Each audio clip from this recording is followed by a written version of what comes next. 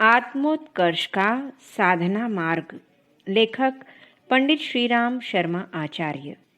हर कोई जानता है कि शरीर अनेक सुख सुविधाओं का माध्यम है। ज्ञानेंद्रियों के द्वारा रसास्वादन और कर्मेंद्रियों के द्वारा उपार्जन करने वाला शरीर ही सांसारिक हर्षोल्लास प्राप्त करने का माध्यम है। इसलिए उसे स्वस्थ, सुंदर, सुसज्जित एवं समुन्नत स्थिति में रखा जाना चाहिए।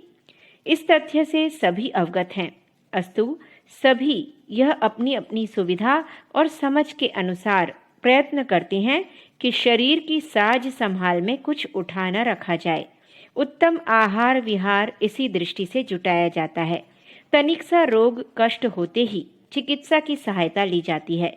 स्पष्ट है कि यदि शरीर दुर्बल, रुग्ण एवं मलिन रखा जाएगा तो भौतिक जीवन का सारा आनंद ही चला जाएगा।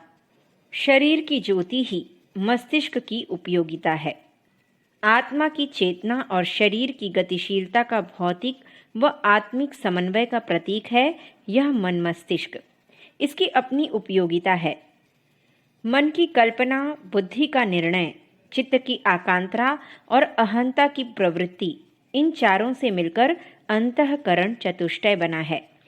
यह चिंतन संस्थान मस्तिष्क के गह्वर के कलेवर में आबद्ध है।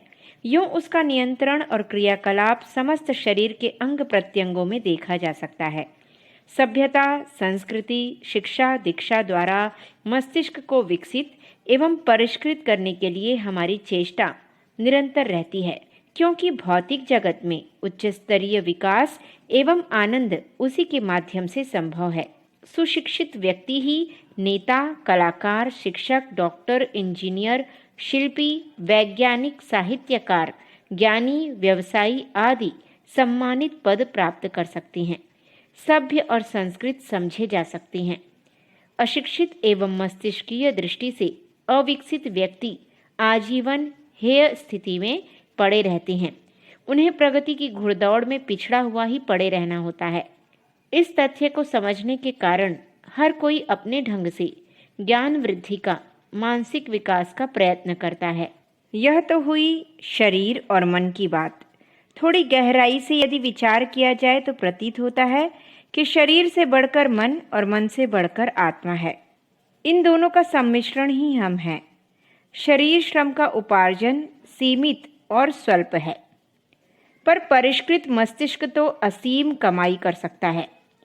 शरीर का एक अंग नष्ट हो जाए तो भी काम चलता रह सकता है, पर मस्तिष्क का एक पेंच भी ढीला हो जाए, पागलपन तनिक सा भी झलकने लगे तो आदमी अपने लिए और दूसरों के लिए मुसीबत खड़ी कर सकता है। सुंदर और स्वस्थ शरीर वाला जितना यशस्वी होता है, ज्ञानमान उससे असंख्य गुना और चिरस्थायी सम्मान प्राप्त करता है। इस खुले रहस्य को हर कोई जानता है। यदि शत्रु का सिर पर लाठी प्रहार हो तो हाथ अनायास ही ऊपर उठ जाते हैं और चोट अपने ऊपर लेकर मस्तिष्क को बचाने का प्रयत्न करते हैं। हमारी अंतः चेतना जानती है कि हाथों का टूटना और सिर का टूटना, इन दोनों में किसका महत्व ज़्यादा है। इस संदर्भ में एक कदम और आगे बढ़ने पर पता चल सकता है कि आत्मा का स्थान शरीर और मन से कम नहीं, वरन कहीं अधिक है। सच पूछा जाए तो मनुष्य का अस्तित्व आत्मा ही है। शरीर और मन उसके परिधान, वाहन, उपकरण मात्र हैं। शरीर के रुग्ण और मस्तिष्क के विकृत होने पर भी जीवन बना रह सकता है, पर आत्मा के प्रयाण करने के बाद काय कलेवर की कुछ उपयोगिता नहीं रह जाती। उस मरी लाश को सड़न और दुर्गंध से बचाने के लिए जल्दी से जल्दी ठिकाने लगाने का प्रबंध किया जाता है। शरीर मरते रहते हैं, मन बदलते रहते हैं, पर आत्मा अनादिकाल से अनंत काल तक एक रस ही बना रहता है। हम वस्तुतः वही अविनाशी आत्मा है। आत्मस्वरूप को भूलकर अपने को शरीर और मन समझा जाने लगा है। जिस प्रयोजन के लिए यह दोनों उपकरण मिले हैं, उस तथ्य को विस्मृत कर दिया गया है और यह मानकर चला जा रहा है कि शरीर एवं मन तक हमारी सत्ता सीमित है और उन्हीं के लिए सुख साधन जुटाने में निरत रहना है। इसी उपहासास्पद अज्ञान का नाम माया है। इस भटकाव में पड़ा हुआ प्राणी अपना लक्ष्य भूल जाता है और उन लाभों, आनंदों एवं उपलब्धियों से वंचित रह जाता है जो आत्मबोध होने की स्थिति में प्राप्त हो सकते थे। मनुष्य द्वारा जो कुछ किया जा रहा है, संसार में जो हो रहा है, उसे स्वाभाविक ही कहा जाना चाहिए। यहाँ उसकी निंदा प्रशंसा नहीं की जा रही। ध्यान उस तथ्य की ओर आकर्षित किया जा रहा है जो इस सब से अधिक उत्कृष्ट एवं आवश्यक था, किंतु उसे एक प्रकार से भुला ही दिया गया। समझ यह लिया गया है कि मनुष्य जो कुछ है वह शरीर और मन तक ही सीमित है। इससे आगे, इससे ऊपर और कोई हस्ती नहीं। यदि इससे आगे ऊपर भी कुछ समझा गया होता तो उसके लिए भी जीवन क्रम में वैसा ही स्थान मिलता, वैसा ही प्रयास होता जैसा शरीर और मन के लिए होता है। पर हम देखते हैं वह तीसरी सत्ता जो इन दोनों से लाखों करोड़ों गुनी अधिक महत्वपूर्ण है, एक प्रकार से उपेक्षित, विस्मृत ही पड़ी है। और वह लाभ और आनंद जो अत्यंत सुखद एवं समर्थ है, एक प्रकार से अनुपलब्ध ही रह रहा है। रोज ही यह कहा और सुना जाता है कि हम शरीर और मन से ऊपर आत्मा हैं। सत्संग और स्वाध्याय के नाम पर यह प्रतिपादन आए दिन आँखों और कानों के पर्दों पर टकराते हैं, पर वह सब एक ऐसी विडंबना बनकर रह जाता है जो मानो कहने, सुनने और पढ़ने लिखने के लिए ही खड़ी की गई हो, वास्तविकता से जिसका कोई सीधा संबंध ना हो। यदि ऐसा ना होता, आत्मा को सचमुच ही महत्वपूर्ण माना गया होता, कम से कम शरीर मन जितने स्तर का समझा गया होता, तो उसके लिए उतना श्रम एवं चिंतन तो नियोजित किया ही गया होता जितना कायिक मानसिक उपलब्धियों के लिए किया जाता है। यथार्थता यह है कि आत्मा के संबंध में बढ़ चढ़कर बातें कहने सुनने में प्रवीण होने पर भी उस संबंध में एक प्रकार से अपरिचित ही बने हुए हैं। यदि ऐसा ना होता, दिनचर्या में आत्मिक उन्नति के लिए कुछ स्थान नियत रहा होता, श्रम और मनोयोग में उसके लिए भी जगह होती, उपलब्धियों को जिन कार्यों में नियोजित किया जाता है, धन को जिन प्रयोजनों के लिए खर्च किया जाता है, उनमें एक मद आत्मविकास के लिए भी रखी गई होती। पर देखा यह जाता है कि उस संबंध में सर्वत्र घोर उपेक्षा ही संव्याप्त है। जो कुछ होता भी है उसे विदूषकों द्वारा प्रस्तुत किए जाने वाले प्रहसनों की ही संज्ञा दी जा सकती है। इसका कारण है अंतःकरण का स्तर न बदल पाना। अंतःकरण का स्तर बदलने में तथाकथित ज्ञान संपादन की चर्चाएं और विषय मंथन की कोई विशेष उपयोगिता सिद्ध नहीं होती। यदि मस्तिष्कीय शिक्षण से आस्थाएं बदली जा सकती तो हर राजनेता सच्चे अर्थों में देशभक्त होता। हर सरकारी कर्मचारी लोक सेवा में उसी निष्ठापूर्वक संलग्न रहता जैसा कि उसे ट्रेनिंग की पाठ्य पुस्तकों में पढ़ाया गया था। तब धर्मोपदेशक नीति और सदाचार का ही आदर्श प्रस्तुत करते दिखाई पड़ते। साधु संतों में से हर एक को ब्रह्मवेत्ता ऋषि रूप में पाया जाता, पर सब वैसा नहीं होता। छद्म, मत्सर और आडंबर को आदर्शवाद की वकालत करने वालों में ही जब भरमार पाई जाती है तो लगता है बौद्धिक शिक्षा शरीर और मस्तिष्क को विकसित करने में कितनी ही उपयोगी क्यों न सिद्ध होती हो। अंतःकरण को उत्कृष्टता की ओर उठाने में उसका नगण्य सा ही योगदान रहता है। तब प्रश्न उत्पन्न होता है कि व्यक्तित्व को सच्चे अर्थों में सुसंस्कृत और समुन्नत बनाने के लिए क्या किया जाए। इसके उत्तर में एक ही तथ्य सामने आता है कि आस्थाओं के सहारे आस्थाओं को उभारा जाए। जंगली हाथी पकड़ने में प्रशिक्षित हाथियों का उपयोग होता है। कांटे से कांटा निकालने और विष से विष को मारने की कहावत प्रसिद्ध है। लोहे को लोहे से काटा जाता है। डूबे को पानी में से निकालने के लिए स्वयं डुबकी लगानी पड़ती है। अंतःकरण के आस्था क्षेत्र को कुसंस्कारों से मुक्त करने के लिए सदुद्देश्यपूर्ण आस्थाओं की नए सिरे से प्रतिष्ठापना करनी पड़ती है। जीवन के मध्य केंद्र नाभिक को अंतःकरण करते हैं। उसी की स्थिति व्यक्ति को महान बनाती है और उसी के आधार पर निकृष्टता के गर्त में गिरना पड़ता है। समुन्नत और पतित व्यक्तियों में एक जैसे साधन रहते हुए भी अंतर क्यों आया? इसका कारण ढूंढना हो तो उनकी आस्थाओं में अंतर रहना ही प्रधान निमित्त परिलक्षित होगा। धन वैभव की दृष्टि से व्यवहार, कुशलता, अवसर साधन, सहयोग आदि का महत्व हो सकता है, पर व्यक्तित्व के उत्थान पतन की बात तो पूरी तरह व्यक्ति के अंतःकरण की स्थिति पर ही टिकी हुई है। गीताकार ने व्यक्तित्व का विश्लेषण करते हुए ठीक ही कहा है, श्रद्धामयोऽयं पुरुष यो तच्छ्रद्धः स एवं स, अर्थात यह मनुष्य श्रद्धामय है। जिसकी जैसी श्रद्धा है वस्तुतः वह ठीक वही है। तात्पर्य स्पष्ट है। मनुष्य का स्वास्थ्य, ज्ञान, धन, पद उसका मूल स्वरूप नहीं, वह तो आवरण, श्रृंगार मात्र है, जिनकी कभी भी उलट पुलट हो सकती है। स्थायित्व तो अंतःकरण में भावास्थित आस्थाओं, विश्वासों, आकांक्षाओं पर निर्भर है। वे जिस स्तर की होंगी, मनुष्य उसी के अनुरूप ढलेगा और अंततः उसी के अनुरूप उठने गिरने का आधार बनेगा। यहाँ समझने योग्य तथ्य इतना ही है कि आवरणों को सब कुछ न मानकर व्यक्ति की मूल सत्ता, प्राण चेतना को ऊंचा उठाने की बात सामने हो तो फिर अंतःकरण को परिष्कृत करने के अतिरिक्त और कोई चारा नहीं। अब प्रश्न यह उठता है कि यह किया किस प्रकार जाए। इसके दो ही उपाय हैं। पहला, आत्मविश्लेषण के द्वारा स्वसत्ता की स्थिति तथा दिशा का सही बोध कराने वाली आस्थाओं की गहन अंतराल में प्राण प्रतिष्ठा की जाए।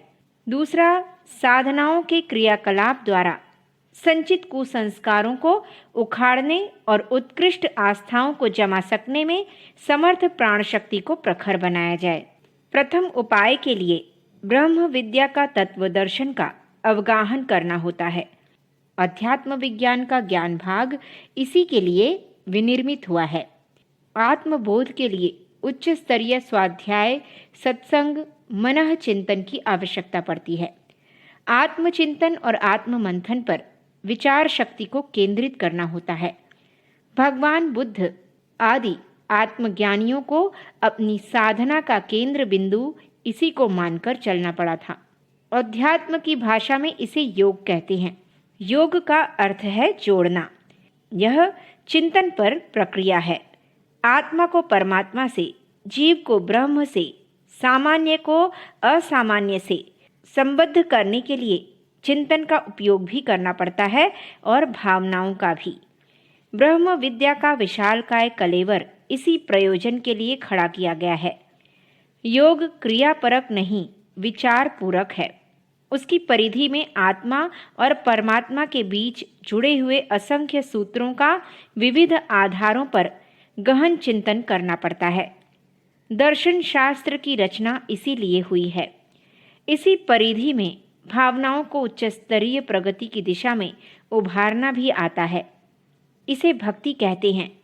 प्रेम का निकृष्ट स्वरूप तो मोह और वासना के स्वरूप जैसा घटिया और घिनौना हो जाता है, पर उसकी ऊंची स्थिति आत्मीयता की संवेदनाओं को अधिकाधिक व्यापक बनाने के रूप में होती है। रसो वै स सूत्र में सत्य ही कहा गया है कि प्रेम ही परमेश्वर है।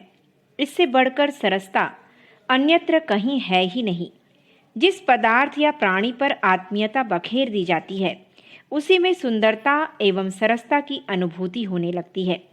त्याग, बलिदान, सेवा, उदारता जैसी सत् प्रवृत्तियों का उभार तभी आता है जब उच्च स्तरीय प्रेम का अंतराल में उदय होने लगे। प्रेम तत्व की संवेदनाएं जागृत करने के लिए ईश्वर भक्ति के रूप में भावनाएं उभारनी पड़ती हैं। इसके लिए पूजा, अर्चा, कीर्तन, ध्यान, लीलाओं का श्रवण, दर्शन आदि उपायों का अवलंबन करना पड़ता है। अर्जुन को विराट ब्रह्म के रूप में ईश्वर की झांकी जिस दिव्य दृष्टि से हुई थी, उसी को अपनाने से सिया राम मैं सब जग जानी श्रद्धा उभरती है और स्वार्थ संकीर्णता से ऊंचे उठकर लोक मंगल की दिशा में चल पड़ने की उमंग क्रियान्वित होती है। तब आत्मोत्कर्ष का दूसरा चरण है। चेतना के साथ जो 3 कलेवर लिपटे हैं वे सामान्यतया जीवन निर्वाह के आवश्यक क्रियाकलाप पूरे करने भर के लिए मालूम पड़ते हैं, पर वस्तुतः उनके अंतराल में शक्तियों और सिद्धियों के अजस्त्र भांडागार छिपे पड़े हैं।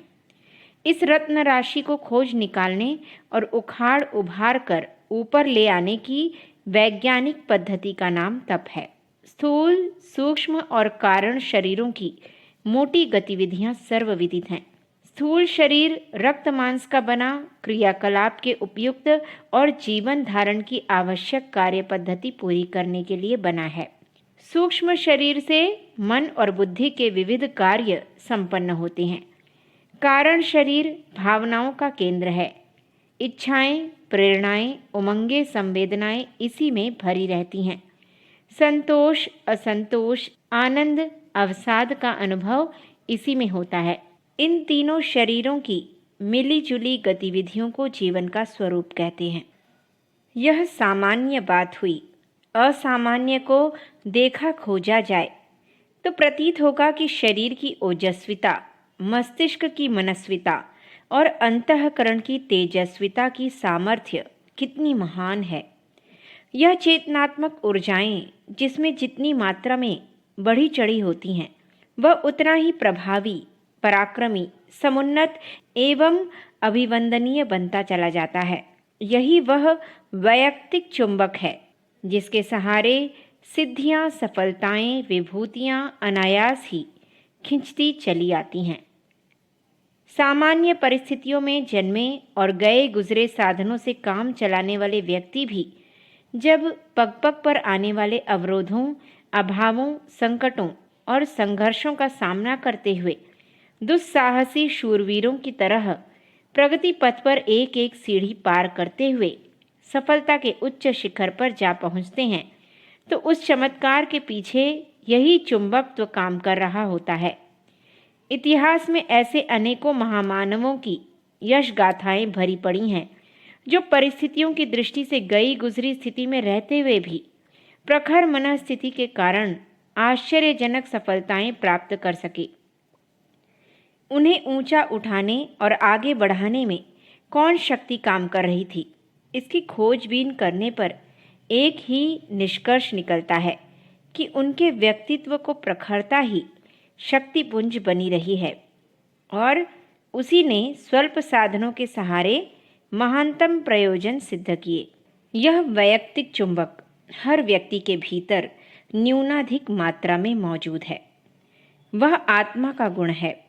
आत्मा की अविच्छिन्न ऊर्जा तीनों शरीरों में तेजस, मनस एवं ओजस के रूप में झांकती और काम करती देखी जा सकती है। जन्मजात रूप से हर व्यक्ति इस क्षमता को अपने साथ लेकर आता है, पर वह प्रसुप्त स्थिति में रहता है। जिनके पास पूर्व संग्रह है उनमें आरंभ से ही इनकी अधिकता रहती है। जिसके पास ऐसा संचय नहीं है वे प्रयत्नपूर्वक उसे उभार सकते हैं। तप का प्रयोजन यही है कि व्यक्तित्व रूपी समुद्र में मंथन क्रिया के द्वारा पौराणिक कथानक की तरह 14 रत्नों जैसी सिद्धियां प्राप्त करने के मार्ग पर चलने का सरंजाम जुटाया जाए।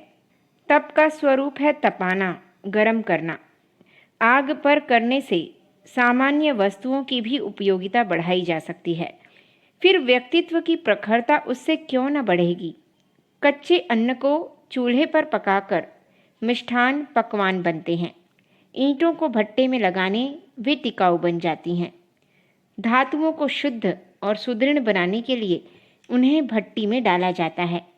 पानी को गर्म करने पर जो भाप बनती है उसकी सामर्थ्य से रेलगाड़ियां दौड़ती हैं। भस्में और रसायनें अग्नि संस्कारों से बनती हैं। बारूद में ताप पहुंचते ही भयंकर विस्फोट होता है। गर्मी से अंडे पकते हैं। कृमि कीटकों को मारने के लिए आग जलाई जाती है। प्रकाश और शक्ति का वैभव प्रकारांतर से ताप की ही प्रतिक्रिया है। बिजली क्या है? ताप का ही एक रूप है। शरीर में तभी तक जीवन है जब तक उसका तापमान नियत मात्रा में बना रहे। उसके गिरने पर निष्क्रियता बढ़ती जाएगी और प्राणांत होकर रहेगा। जितनी मशीनें चलती हैं वे सभी अपने अपने स्तर के ईंधन मांगती हैं। तेल, कोयला, भाप, गैस आदि तरह तरह के ईंधन ही अग्नि संयोग से वह शक्ति उत्पन्न करती हैं जिससे मशीनें काम कर सकें और कारखाने चल सकें। शरीरों को यही ईंधन आहार के माध्यम से मिलता है। गतिशीलता बनाए रहने के लिए गर्मी आवश्यक है। पृथ्वी के पदार्थ और प्राणी अपने हलचलें जारी रखने के लिए आवश्यक ऊर्जा सूर्य से प्राप्त करते हैं। व्यक्तित्व के अनेकानेक घटकों एवं परतों को आवश्यक ताप पहुंचाकर उन्हें उत्तेजित किया जाता है और जो अद्भुत क्षमताएं कण-कण में दबी पड़ी हैं उन्हें जागृत बनाकर सामान्य मनुष्य को देव दानव स्तर तक पहुंचाने में सफल बनाया जाता है। सफलताएं किसी के ऊपर आसमान से नहीं बरसती, उन्हें पुरुषार्थ का मूल्य चुकाकर खरीदा जाता है। पुरुषार्थ को सही दिशा में, सही मात्रा में उत्पन्न एवं नियोजित कर सकने की कुशलता तपश्चर्या के आधार पर उत्पन्न की जाती है। इसलिए प्रत्येक प्रगतिशील व्यक्ति को तप करने के लिए कटिबद्ध होना पड़ता है। भौतिक प्रयोजनों के लिए भौतिक स्तर का और आत्मिक प्रगति के लिए इस प्रकार का तप करना पड़ता है। साधना विधानों की संरचना इसी निमित्त की गई है। प्रत्येक साधक को तप पुरुषार्थ करने पड़ते हैं और उसी के फलस्वरूप अनुदानों वरदानों के महत्वपूर्ण प्रतिफल प्राप्त होते हैं। मान्यता है कि देवी देवताओं की मनुहार मंत्र तंत्रों के आधार पर करने से वे प्रसन्न हो जाते हैं और साधनारत व्यक्ति उसके मनोवांछित वरदान प्रदान करते हैं। इस मान्यता का एक अंधा पक्ष है, दूसरा उजाला। अंधा यह है कि देवी देवताओं के पास और कुछ काम धंधा ना हो, पूजा प्रार्थना के लिए उनके मुंह में लार टपकती रही हो और प्रशंसा सुनने एवं सस्ते भेंट उपहार पाने भर से वे किसी पर लट्टू होकर ऐसे वरदान देते हों जो भारी उच्च स्तरीय पात्रता संपन्न व्यक्तियों को ही मिल सकती हैं। यदि यह मान्यता सही हो तो फिर देवी देवताओं को रिझाना ही लॉटरी लगाने की तरह अत्यंत लाभप्रद व्यवसाय है। साधना विज्ञान में छाई हुई इस मूढ़ मान्यता का कोई आधार नहीं है, न इसके पीछे कोई तर्क है और न आधार। उजला पहलू यह है कि मानवीय अंतराल में एक से एक अद्भुत क्षमता केंद्र प्रसुप्त स्थिति में पड़े हैं। यही देवी देवता हैं। इन्हें साधना पुरुषार्थ में उसी प्रकार बलिष्ठ बनाया जा सकता है जैसे व्यायाम से मांसपेशियों को और अध्ययन से मस्तिष्कीय ज्ञान कोशों को। कारण शरीर का व्यायाम भी तप साधना है। इससे देव संस्थानों को जागृत होने का अवसर मिलता है। देवताओं की सुषुप्ति और जागृति के रोचक कथानक पुराण साहित्य में भरे पड़े हैं। आषाढ़ सुदी एकादशी देवशयनी मानी जाती है और पूरे 4 महीने गहरी निद्रा का आनंद लेकर कार्तिक सुदी एकादशी को देव उठनी देवोत्थान पर्व मनाया जाता है। विष्णु भगवान शेषनाग पर निरंतर शयन करते रहते हैं। उनकी यह निद्रा भंग न होने पाए इसलिए लक्ष्मी जी पैर दबाती और नारद जी चेवर ढुलाते रहते हैं। शरीर में कुंडलिनी महाशक्ति सदा सोती ही रहती है। बड़े प्रयत्न पूर्वक कुंडलिनी जागरण होता है। षटचक्र तथा दूसरे शक्ति संस्थान मूर्छाग्रस्त ही रहते हैं। वेधन क्रिया द्वारा उनके स्फुरण उत्पन्न की जाती है। इन समस्त प्रतिपादनों के पीछे एक ही रहस्य है कि अणु ऊर्जा की तरह इस समस्त विश्व के जड़ चेतन में क्षमता तो अजस्त्र मात्रा में भरी पड़ी है, पर उसका उपयोग तभी हो सकता है जब जागरण के लिए प्रबल पुरुषार्थ किया जाए। इसी प्रयास को तप साधना कहते हैं। तप से अपने ही अंतस के प्रसुप्त को जागृत किया जाता है और उसके फलस्वरूप दिव्य अनुदानों वरदानों का प्रतिफल मिलता है। यही देवाराधना का उजाला पक्ष है। इस मान्यता के पीछे तर्क भी है और तथ्य भी। साधना में सिद्धि मिलने वाली मान्यता इस आधार पर पूर्णतया प्रामाणिक मानी जा सकती है। संक्षेप में चेतना के भाव पक्ष को उच्च स्तरीय उत्कृष्टता के साथ एकात्म कर देने को योग कहते हैं। यह आस्थाओं एवं आकांक्षाओं का परिष्कार है। योगी की मनोभूमि इसी प्रकार की होती है। वह शरीरगत तथा मनोगत वासनाओं तृष्णाओं की उपेक्षा करता है, उन्हें तुच्छ नगण्य मानता है। तीनों ऐषणाओं से उसे सहज विरति हो जाती है। उसे कण कण में परमेश्वर दिखाई पड़ता है। हर किसी से प्रेम करने को जी करता है। इस प्रेम में दुलार और सुधार का संतुलित और समुचित समन्वय दूरदर्शी विवेक के आधार पर किया गया होता है। योगी की संकीर्ण स्वार्थपरता मिट जाती है। विश्व नागरिक अपने को मानता है। वसुधैव कुटुंबकम की दृष्टि रहती है और प्राणी मात्र के साथ आत्मीयता का सूत्र जुड़ जाता है। विचारणा में उत्कृष्टता और क्रिया पद्धति में आदर्शवादिता का अधिकाधिक समन्वय होता चलता है। व्यष्टि समष्टि और प्रकृति के गतिचक्र को समझ लेने के कारण उसे किसी भी प्रिय अप्रिय स्थिति में असंतुलन ग्रसित नहीं होना पड़ता है। कमल पत्रवत स्थिति बनी रहती है। खिलाड़ी की तरह रंगमंच पर अभिनय करने वाले नट की तरह वह अपने प्रयास तो पूरे करता है, पर हार जीत का मान अपमान का बोझ नहीं ओढ़ता। जब खेल ही खेलना है तो हर स्थिति में विनोद ही विनोद की मनःस्थिति क्यों न रखी जाए। योगी इसी तरह सोचने का अभ्यास कर लेता है। तपस्वी की गतिविधियों में प्रखरता की ज्योति जगमगाती देखी जाती है। शरीर में आलस्य फटकने नहीं पाता। नियमितता और समय व्यवस्था का सदा ध्यान रहता है। सक्रियता और स्फूर्ति से अंग प्रत्यंग गेंद की तरह उछलते रहते हैं। मन को प्रमाद करने का अवसर नहीं मिलता। हर काम में मनोयोग का समावेश रहने से वे सभी दर्शनीय और प्रशंसनीय बन पड़ते हैं। मन और बुद्धि का आधा अधूरा प्रयोग करने वाले दीर्घसूत्री ही भूलें करते और भटकते देखे जाते हैं। जिसने मानसिक जागरूकता बनाए रहने का अभ्यास कर लिया है, ऐसा मेधावान हर बात पर गहराई में सोचता है, विवेकपूर्ण दूरदर्शी निर्णय करता है और जो हाथ में लिया है उसे सफल बनाकर रहता है। शरीर और मन को सर्कस के जानवरों की तरह सधा लेने पर वे कितने उपयोगी सिद्ध होते हैं, इसे तपस्वी रीति नीति अपनाने वाले का जीवन विकास क्रम देखकर सहज ही समझा जा सकता है। तपस्वी न्यूनतम समय और धन में निर्वाह की योजना बनाता है, फलतः उसे अपनी तृष्णा विलासिता पर खर्च होने वाली शक्तियों को बचाने और उन्हें महत्वपूर्ण परमार्थ प्रयोजनों में लगा सकने का अवसर मिल जाता है। महामानवों में से प्रत्येक को संकीर्ण स्वार्थपरता की जंजीरें तोड़नी पड़ी हैं। इसके लिए आवश्यक आत्मबल तपश्चर्या से ही उत्पन्न होता है। सेवा धर्म अपनाए बिना न आज तक किसी को आत्म संतोष मिला है और न किसी की आत्मिक प्रगति हुई है। इस मार्ग पर चलना उदारता, सहृदयता और आत्मीयता से ओतप्रोत अंतःकरणों के लिए ही संभव होता है। अंतरात्मा में यह विशेषता तप साधना से ही उभरती है।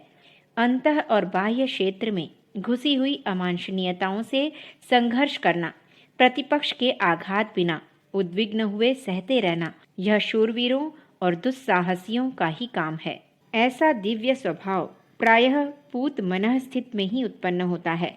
निकृष्टताओं को उत्कृष्टताओं के साथ जोड़ देने का प्रयोजन तभी पूरा होता है जब तप में कष्ट साध्य परिस्थितियों में रस आने लगी और उस मार्ग पर चलने में अपना वास्तविक हित दृष्टिगोचर होने लगी। धातुओं के टुकड़े जोड़ने में वेल्डिंग प्रक्रिया काम में लाई जाती है। तप को आत्मा और परमात्मा को एक सूत्र में जोड़ देने वाली वेल्डिंग पद्धति कह सकते हैं। खदान में से कच्चा लोहा निकलता है, तब उसमें मिट्टी का बहुत बड़ा भाग मिला रहता है। इसे बार बार भट्टियों में डालकर शुद्ध किया जाता है। इसी क्रम के बार बार चलने में उसे फौलाद स्टेनलेस स्टील बनने का अवसर मिलता है। रसायन शास्त्री अभ्रक जैसी सामान्य वस्तु को बार बार अग्नि संस्कार करके उसे रसायन बना देते हैं। धातुओं के जरण मरण की, विषों के संशोधन करने की, लगातार घोटने पीसने की विधियां चिकित्सा क्षेत्र के रसायन शास्त्र में आती हैं। स्वभाव और संस्कारों की घुटाई पिसाई को तपश्चर्या कहा जा सकता है। एक में पदार्थ को कष्टसाध्य परिस्थिति में प्रवेश करके अपना महत्व बढ़ाना पड़ता है, दूसरे में व्यक्ति को स्वेच्छापूर्वक उच्च स्तरीय प्रयोजनों में अपने ऊपर नियंत्रणों, प्रतिबंधों और सत्प्रयोजनों के लिए आवश्यक कठिनाइयाँ शिरोधार्य करनी होती है। तपस्या इसी को कहती हैं। रंगाई से पहले धुलाई आवश्यक होती है। धोबी कपड़े का मैल छुड़ाने के लिए उसे उबालने, साबुन में गलाने, पत्थर पर पीटने, धूप में सुखाने जैसे कई कठिन उपचार काम में लाता है। यदि ऐसा न किया जाए तो कपड़े की मलिनता दूर न होगी, वह धवल उज्ज्वल दिखाई न पड़ेगा, रंग तो उस पर चढ़ेगा ही नहीं। व्यक्तित्व को निर्मल बनाने और उच्च संस्कारों से सुसंपन्न करने की प्रक्रिया को धुलाई रंगाई के समतुल्य माना जा सकता है। सोने को शोधने से लेकर आभूषण बनाने तक की प्रक्रिया में लगातार अग्नि संपर्क और हथौड़ी की चोटें सहनी पड़ती हैं। इससे इनकार करने पर उसे गले का आभूषण और मस्तक का अलंकार बनने का अवसर नहीं मिल सकता। अनगढ़ डेली को चित्राकर्षक अलंकार बना देने का श्रेय स्वर्णकार की उस कुशलता को मिलता है जिसके साथ असीम शुभकामना, उज्ज्वल भविष्य की विवेकपूर्ण संभावना के साथ साथ कष्ट सहन करने की विवशता भी जुड़ी हुई है। प्राचीन काल में गुरुकुलों का कष्टसाध्य जीवन अमीर घर के बालकों को भी अंगीकार करना पड़ता था। उनके अभिभावक जानते थे कि इससे कम में उनके प्राण प्रिय बालकों का भविष्य उज्जवल नहीं हो सकता। पहलवान को अखाड़े में, किसान को खेत में, विद्यार्थी को स्कूल में तप करना पड़ता है।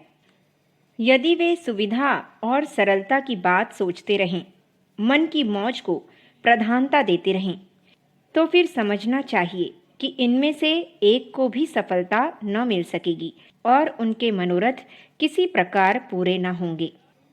आत्मिक प्रगति के लिए तप मार्ग स्वीकार करने की आवश्यकता इसलिए है कि जन्म जन्मांतरों के अंतःकरण पर चढ़े हुए कुसंस्कारों का, पशु प्रवृत्तियों का, मल आवरण विक्षेपों का समाधान संभव हो सके।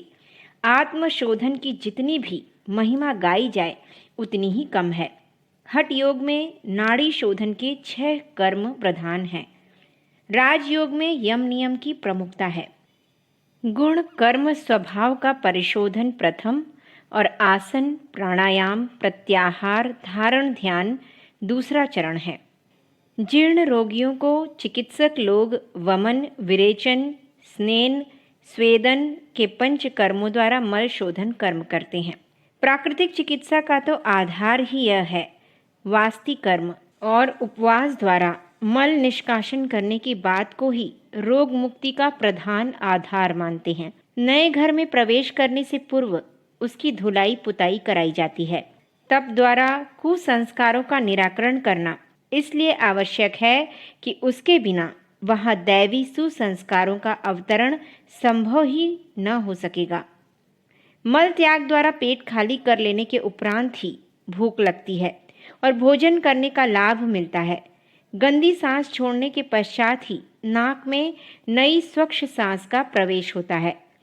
पाप प्रायश्चित्तों की, चांद्रायण व्रत आदि कितने ही कष्ट साध्य उपाय तपश्चर्या में सम्मिलित किए गए हैं। अपने गुप्त पापों को किसी विश्वस्त मार्गदर्शक के सम्मुख खोल कर रख सकने का साहस भी तपश्चर्या का ही एक अंग माना गया है। कषाय कल्मशों का दबाव अंतःकरण पर से हट जाने पर उसमें सन्निहित दिव्य शक्तियों का उभार अनायास ही होने लगता है। दर्पण स्वच्छ कर देने पर मुख साफ दिखने लगता है। स्वच्छ जल में ही प्रतिबिंब देखा जा सकता है। अंगारे पर चढ़ी हुई राख की परतें यदि हटा दी जाएं, तो उस पर छाई हुई कालिमा एवं तेजहीनता दूर हो जाएगी और अंगारा अपनी ऊष्मा एवं आभा सहित पूर्व स्थिति में आ जाएगा। जंग छुड़ा देने पर लोहा भी चांदी जैसा चमकने लगता है। यह कार्य तप साधना से ही संभव होता है। मानवीय व्यक्तित्व को विभूतियों की रत्न राशि का भंडार कहा जा सकता है। शरीर को साध लेने वाले कितने प्रतिभाशाली, बलिष्ठ, सुंदर एवं दीर्घजीवी होते हैं, यह सभी जानते हैं और यह किसी से भी छिपा नहीं है कि सशक्त स्फूर्तिवान शरीर वाले कितनी सांसारिक सफलताएं प्राप्त करते हैं। कहना ना होगा कि शरीरगत दिव्य क्षमताओं को विकसित कर सकना तप साधना द्वारा संभव हो सकता है। शरीर के अंग प्रायंगों पर, उसकी गतिविधियों पर नियंत्रण कर लेने से, शारीरिक विद्युत का संचय और उपयोग सीख जाने से मनुष्य अपनी इतनी विशेषताएं, असामान्यताएं प्रदर्शित कर सकता है जिन्हें देखकर लोग आश्चर्यचकित होने लगें। मस्तिष्कीय शक्तियों की खोजबीन करने वाले वैज्ञानिक खोपड़ी में रखे हुए इस छोटे से किंतु अत्यंत रहस्यमय कंप्यूटर की महत्ता और संभावना पर विचार करते करते दंग रह जाते हैं। साधारणतया मस्तिष्क सोचने समझने के काम आने वाला अवयव मात्र है, पर गंभीरता से देखने पर पता चलता है कि दैनिक जीवन में तो मस्तिष्क का 7% भाग ही काम आता है। शेष 93% चेतन अचेतन की परतें इतनी चमत्कारी हैं कि उनकी संभावनाओं का कोई अंत नहीं। इन दिनों मनुष्य की अतीन्द्रिय क्षमता के संबंध में parapsychology, neurology, metaphysics, occult science आदि के क्षेत्रों में गहरी खोजें हो रही हैं और इस निष्कर्ष पर पहुंचा जा रहा है कि मानवीय मस्तिष्क जादू का पिटारा है। उसमें भरे हुए रहस्य घटकों को समझा उभारा जा सके तो अब तक हुई भौतिक प्रगति से असंख्यों गुने आधार हर व्यक्ति में भरे पूरे पाए जा सकते हैं। त्रिकालदर्शी ऋषियों ने अपने भीतर असंख्य रिद्धि सिद्धियों के भंडार तप साधना द्वारा जागृत किए थे। ध्यान, धारणा, प्रत्याहार और समाधि, यह 4 साधनाएं मस्तिष्कीय संस्थान के परिशोधन एवं जागरण का उद्देश्य पूरा करती हैं। अंतःकरण, कारण शरीर, जीव और ईश्वर के मिलन संगम का केंद्र है। तप साधना द्वारा अंतरात्मा को परमात्मा स्तर तक पहुंचाया जा सकता है और वह स्थिति पैदा की जा सकती है कि ईश्वर साक्षात्कार का, आत्म साक्षात्कार का परमानंद लाभ लिया जा सके। ईश्वर ही इस सृष्टि का अधिपति और सृष्टि की समस्त संपदाओं का स्वामी है। उसके साथ यदि गहन संपर्क संभव हो सके, आत्मीयता जुड़ सके, तो फिर पारस्परिक आदान प्रदान में कोई कमी कोताही नहीं रहती। व्यक्ति आत्मसमर्पण करके ईश्वर को अपना सब कुछ सौंपता है, साथ ही जो उसके पास है वह सब कुछ प्राप्त भी कर लेता है। यह उभय पक्षीय सौदा पटाने में अंतरात्मा को तप प्रक्रिया द्वारा उच्च स्तरीय बनाया जाता है। पार्वती ने शिव को पाया, भागीरथ ने गंगावतरण संभव किया, अगस्त्य ने समुद्र को सुखाया, जैसे पौराणिक उपाख्यान तपश्चर्या के फलस्वरूप मिलने वाले देव वरदानों की ओर संकेत करते हैं। प्राचीन काल की ऋषि परंपरा में तपश्चर्या ही वह अस्त्र था जिसके सहारे उन्हें इसी मांसपिंड में देवात्मा के अवतरण का सुयोग सौभाग्य मिल सका।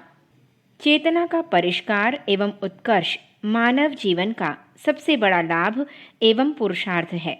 अपूर्णता से पिंड छुड़ाकर पूर्णता प्राप्त करना, भव बंधनों को काटकर मुक्ति के अधिकारी बनना, आत्मा और आत्मा की एकता संभव करना, यही तो जीवन लक्ष्य है। यह प्रयोजन आत्म विकास से भी संभव होता है। पात्रता और प्रामाणिकता सिद्ध करके ही हम महत्वपूर्ण एवं स्थायी उपलब्धियां प्राप्त कर सकते हैं। इसके लिए योग तप का साहचर्य लिए बिना और कोई उपाय नहीं। योग से चेतना को, चिंतन को, आस्था आकांक्षा को, आत्मसत्ता को उस महानता के साथ जोड़ा जाता है जो सर्वसमर्थ और सर्वोपरि है। विष या नंद की नगण्य सी अनुभूति से यह आभास मिल सकता है कि ब्रह्मानंद कितना अधिक उल्लासपूर्ण हो सकता है। यह उपलब्धि योग साधना का ही प्रतिफल है। नाला गंगा में मिलकर गंगा बनता है, बूंद समुद्र में मिलकर समुद्र हो जाती है। स्त्री आत्मसमर्पण करके पति की प्राण बल्लभा बनती है। आत्मा ईश्वर में जुड़कर परमात्मा बनता है। योग का लक्ष्य है आत्मा को परमात्मा से जोड़ देना। योग का लक्ष्य है आत्मा को परमात्मा से जोड़ देना। यह भाव प्रक्रिया है। इसमें करना कुछ नहीं पड़ता, मात्र चिंतन और भाव संवेदन के समुद्र में अधिकाधिक गहराई तक प्रवेश करते ही चला जाना पड़ता है। तप में तीनों शरीर तपाने पड़ते हैं। उन पर चढ़े कल्मशों का निराकरण और दबे हुए शक्ति स्रोतों का जागरण, यही है तपश्चर्या का उद्देश्य। हम योग और तप का महत्व समझें, उसकी ओर कदम बढ़ाएं, तो इसी जीवन में उतना कुछ प्राप्त कर सकते हैं जिस पर संसार भर के विलास वैभव को निछावर किया जा सके।